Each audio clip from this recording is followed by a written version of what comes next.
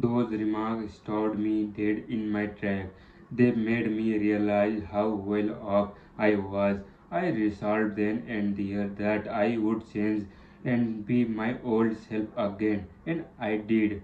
A friend of mine, Lucille Blake, had to tremble on the edge of tragedy before she learned to be happy about what she had interest instead of worrying over what she lacked. I met Lucille a year ago when we were both studying short story writing in the Columbia University School of Journalism. 9 year ago, 9 year ago, she got the shock of her life. She was living then in Tucson, Arizona. She had well, here is a story as she told to me. I had been living in a real studying in Oregon and University of Arizona, conducting a speech clinical in a town and teaching a class in a musical appreciation at the Desert Willow Ranch, where I was staying.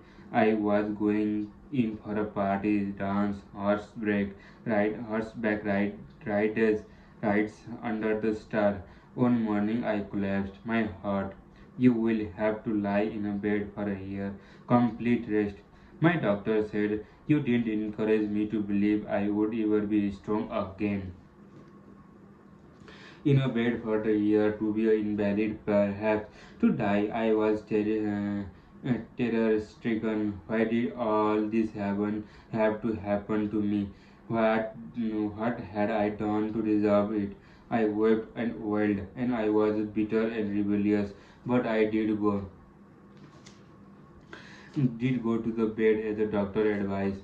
A neighbor of mine, Mr. Rudolph, an artist, said to me, "You think now that spending a year in a bed will be a tragedy, but it won't be.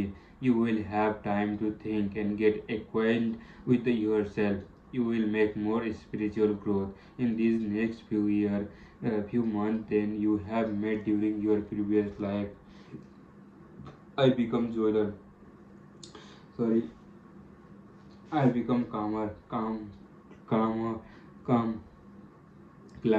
I become clamor, and I try to develop a new sense of value. I read a book of inspiration. One day I heard a radio communicator say, "You can express only what is in your own consciousness." I had heard word like this many times before, but now this reaches down inside me and took root.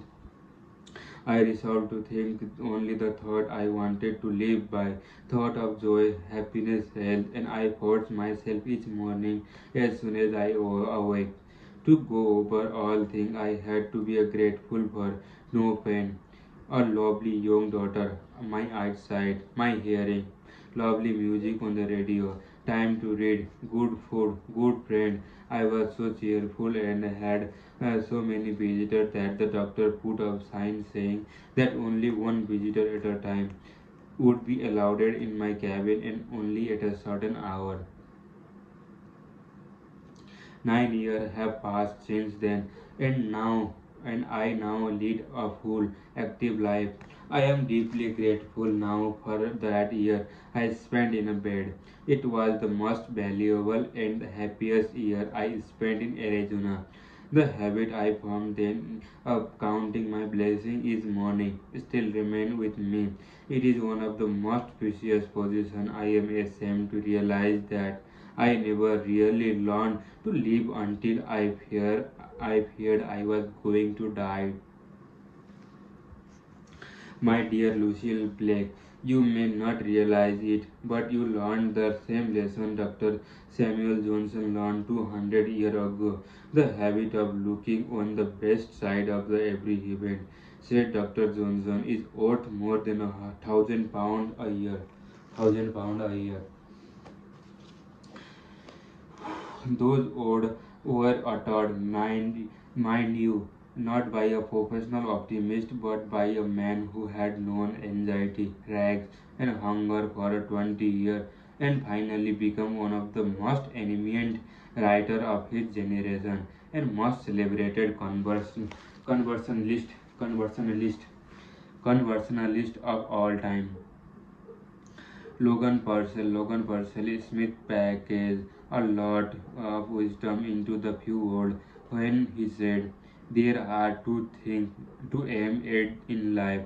First, to get what you want, and after that, to enjoy. Only the wisest of mankind achieve the second." Her Logan Purcell Smith packed a lot of wisdom into a few words when he said, "There are the two things to aim at in a life. First, to get what you want, and after that, to enjoy it. To get what you want, and after that, to enjoy it. Only the wisest of mankind achieve the second." Okay, I understand. Would you like to know how to make even dishwashing at the kitchen sink a thrilling experience? If so, read an inspiring book of incredible courage by Borg, Borghild Dalha. It is called I Wanted to See. This book was written by a woman who was practically blind for the half a century. "I had only one eye," she writes, "and it was so covered with a dense scar that I had to do all my seeing through the one small opening the left of the eye. I could see a book only by holding it close to my face and by straining my one eye as hard as I could to the left." But she refused to consider it different. As a child, she wanted to play a hopscotch with other children, but she could not see the marking. So after that other children had gone home, she got down on the ground and crawled along with her eyes near the mark. She memorized every bit of the ground where she and her friend played, and soon became an expert of running game.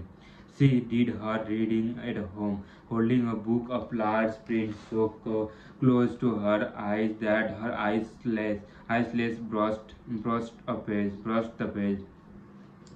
She earned two college degree and AB from University of Minnesota and Master of Art from the Columbia University. She started teaching in the tiny village of Twin Valley, Minnesota, and rose until she became professor of the journalism and literature at Augustana College of Sioux Falls, South Dakota. She taught there for 13 years, lecturing before women's club and giving radio talk about book and the author.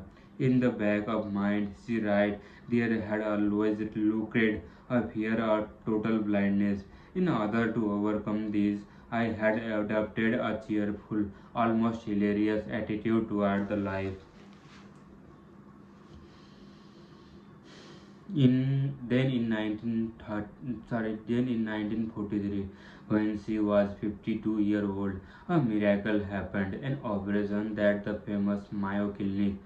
She could now see a 40 times as well as she had ever been able to see before. A new and exciting world of loveliness opened before her. She now found it thrilling even to wash dishes in the kitchen sink. I began to play with the white floppy sod in the dishpan. She writes, I dip my hand into them and I pick up a ball of tiny soap bubble and I hold them up against the light. And in each of them I can see a brilliant color of the a miniature rainbow. As she looked through the window above the kitchen sink, she saw the flapping grey black wings of sparrow flying through the thick falling snow. She found such scarcity looking at the soap bubble and sparrow that she closed her book with these words, Dear Lord, I whispered, Our Father in heaven, I thank thee,